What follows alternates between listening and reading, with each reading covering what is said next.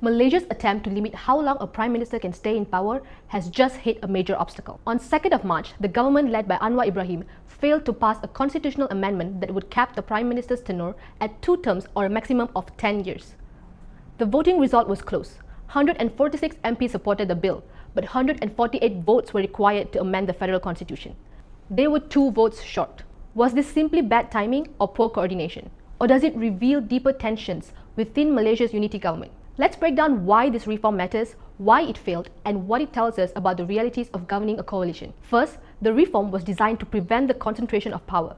Malaysia currently has no legal limit on how long a prime minister can remain in office. A leader can technically stay in power indefinitely as long as they retain parliamentary support.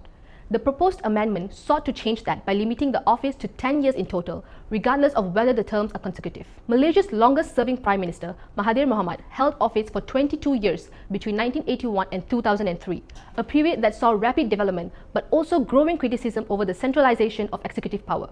For reform advocates, introducing a term limit is about preventing history from repeating itself, but turning that idea into law proved more complicated. Second, the bill did not fail because MPs voted against it. It failed because not enough MPs showed up. Under Malaysia's constitution, any amendment requires 2/3 support in parliament. The government's coalition theoretically controls enough seats to reach that threshold. Yet during the vote, 32 MPs were absent and another 44 abstained from voting. 8 of those MPs were from parties aligned with the government.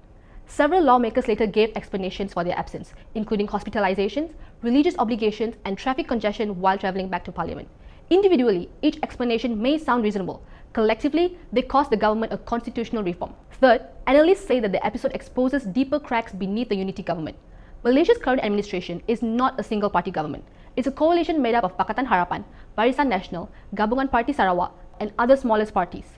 While these groups cooperate to form a governing majority, they do not always share identical political priorities. This illustrates one of the central challenges of coalitions governance.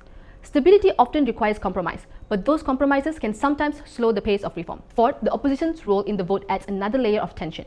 Opposition MPs from Perikatan Nasional largely abstained from voting rather than opposing the bill outright. Their argument was that limiting the Prime Minister tenure could potentially affect the discretionary powers of the King in appointing a Prime Minister. But politically, the abstention also shifted the responsibility back to the government. Opposition leaders argued that if the government truly had the numbers, it should have ensured that every supporting MP was present.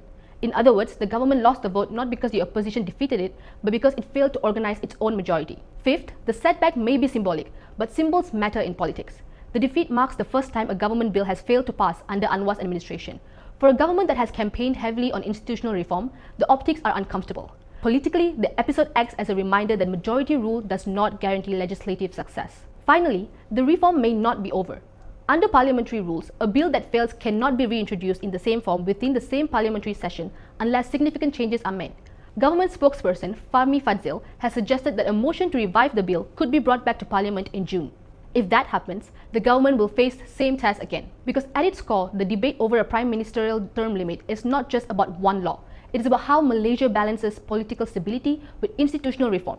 Limiting the tenure of the country's most powerful office may sound straightforward, but as this vote shows, reform is rarely decided by principles alone.